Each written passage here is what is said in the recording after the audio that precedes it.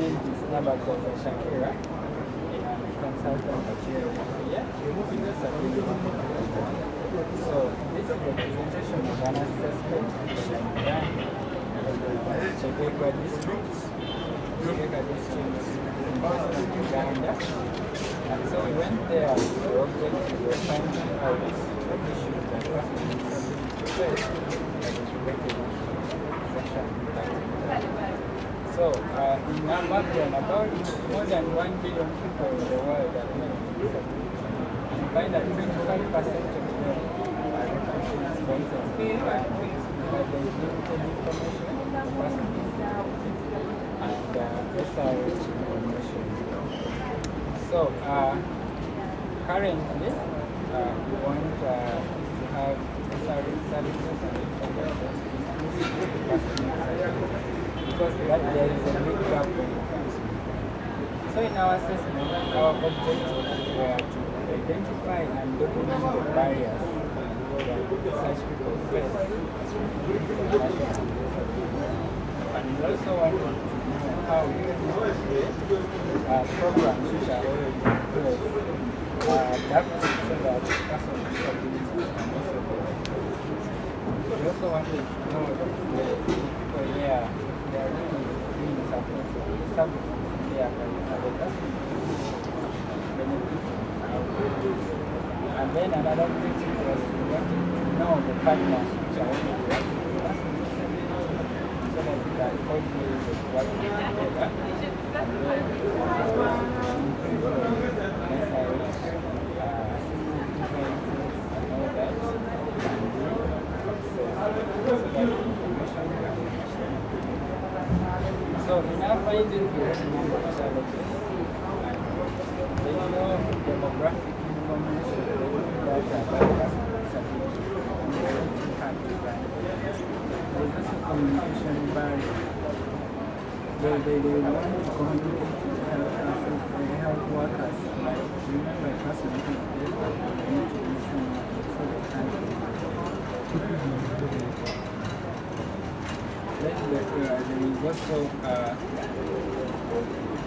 inadequate delivery beds for women with physical disabilities. For instance, a pregnant woman comes and has a disability, they'll have to carry out top of the bed.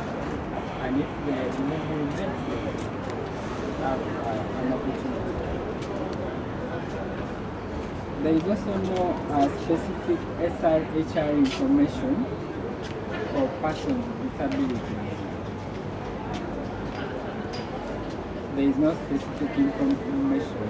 For instance, if there is a program on SRHR and gender and all that, you find that persons with disabilities don't miss this information.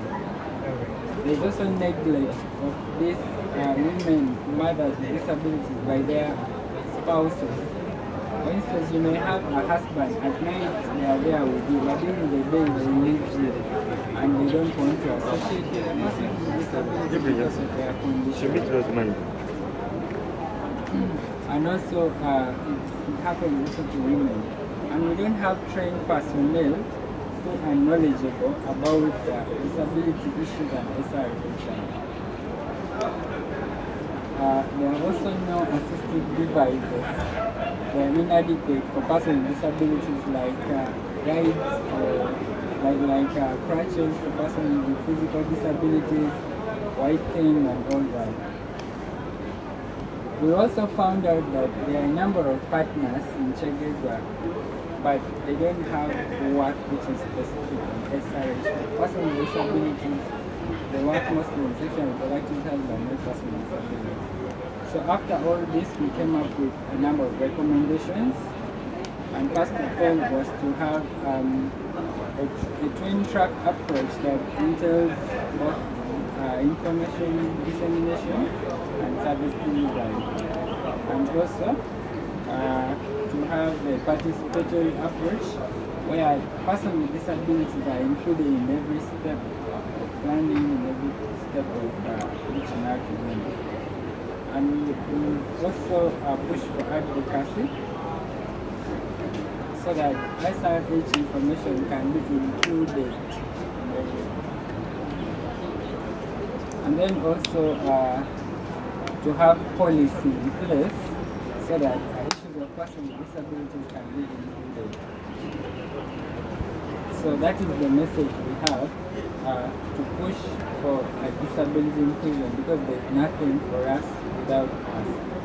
So this is to sensitize people out there to know that we are in your community and we have to push for inclusion.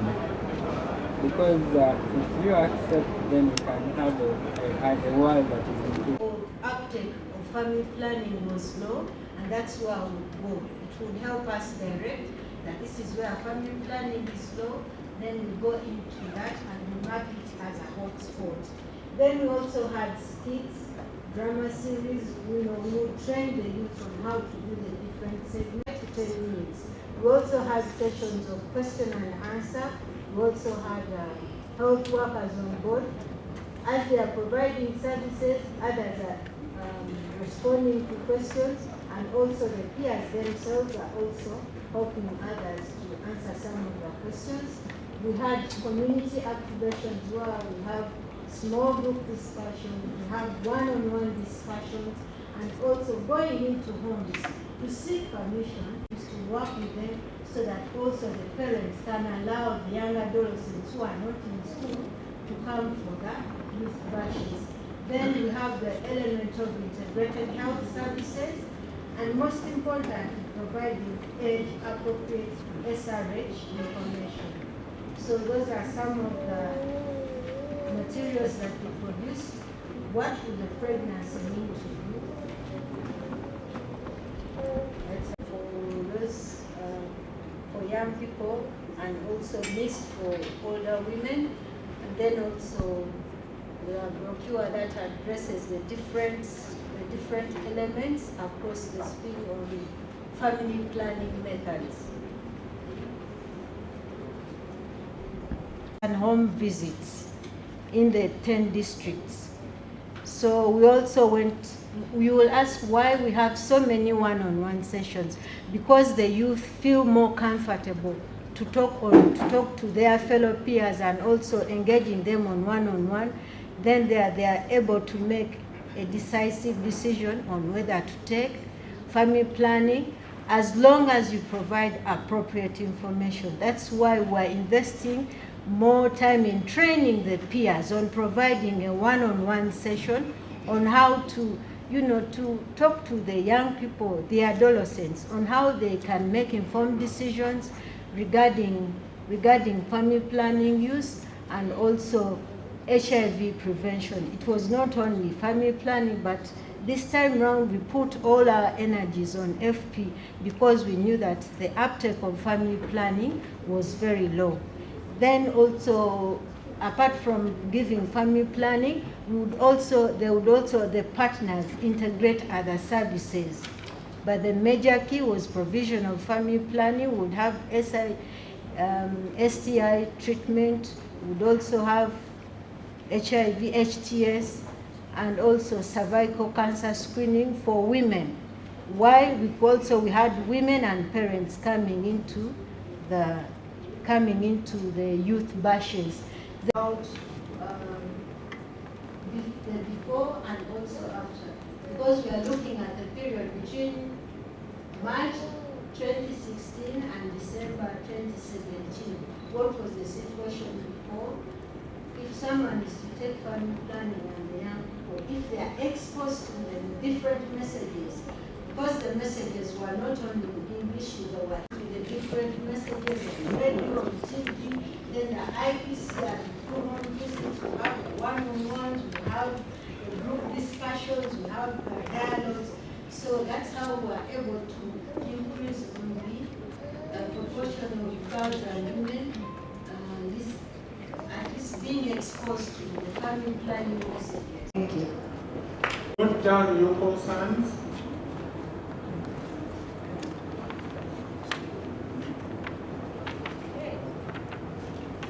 Good afternoon, everyone. Good afternoon. I'm Doreen Nachimuli from PSI. I'll be presenting about the effects of mass media communication on perceptions and myths about about IUDs uptake among women of reproductive age. Most people my other colleagues have already given you a background of PSI, so I'll just dig straight. Can't hear me, I thought I was loud. Okay, I'll just go straight into the presentation and give you a little background of the study that we did. As we all know, there are a lot of myths and misconceptions about IUD uptake, even given the advantages the method has. And when you look at method mix of family planning, contraceptive methods, you see it is dominated by mostly short-term methods, yeah? And uptake of LACs or long-term methods is at about 8.7, and IUD is contributing only about 3.7. Yeah, so given those advantages, uptake is still low, and that is driven by the myths and misconceptions that are within the people. So as PSI, in 2017, we had a qualitative study which informed us about the existing myths and misconceptions on IUD, and didn't stop at that. It went deep to dig on the why people think like that, or why people still keep those myths and misconceptions. So to address that,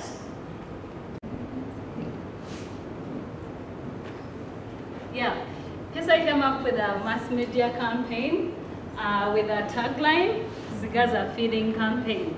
I hope everyone of us, if not all of us, have heard of the Zigaza Feeding Campaign. Yeah, it was all over. It was basically aimed at dispelling myths and misconceptions about IUDs, among other family planning, use TV adverts. We set up an advert where myths and misconceptions are mainly taken up from where women meet. So we had this advert of Masao Angela in a salon. It was about 1 minute advert which would dispel myths, most of the myths about IUD use. So it's an advert that we ran on TV, we ran on radio, we had DJ mentions, we had posters in most languages, and it was all, it ran for 3 months basically. And the evaluation objective was to find out the impact about the media campaign, the Zigaza Feeding campaign that we had. The methodology was a cross-sectional approach where we talked to women of reproductive age, 18, women who are exiting facilities, both public and private. The coverage was 45, we sampled out 45 Pro-Farm host sub-counties, and we talked to women who are exiting Pro-Farm facilities and other public and private facilities within that same sub. So among the questions that we were asking were finding out from people, and we targeted those who whether got access to the campaign or heard of the campaign from whichever source, and compared message recall. So this is the kind of information and percentages given the source of information and whatever they recalled about the messaging that was passed on through the different approaches. So basically, this was the background of that initiative, because as the DREAMS project, we found challenges because Greater Masaka region, most of it has Christians, and it has higher influence from the religious leaders. So we felt that we needed to get to the roots of the key decision makers, the influencers within the community, the geographical location, so that we can be able to achieve the milestone and uptake of services. This was the situation before, according to the UDHS 2016, and then the percentages that were there in the central region of the unmet need that we are looking at. To the DREAMS districts by then, 2017, 2018, And CHC worked with Maudme Uganda. By then it had the contract that side of Greater Masaka through Men of Destiny, which is MOD, that they were tasked to address the interlocking challenges affecting contraceptive usage, especially among the targeted audience. So as part of our support, we managed to support them in integrating the IPC, interpersonal communication interventions, into their approach, using the men as beneficiaries, using the lenses that see men as beneficiaries, lenses that see men as influencers, lenses that see men as change agents. So the men were seen in 3 lenses: change agents, beneficiaries, and influencers of the target audience, and that will impact or improve on the uptake of family planning.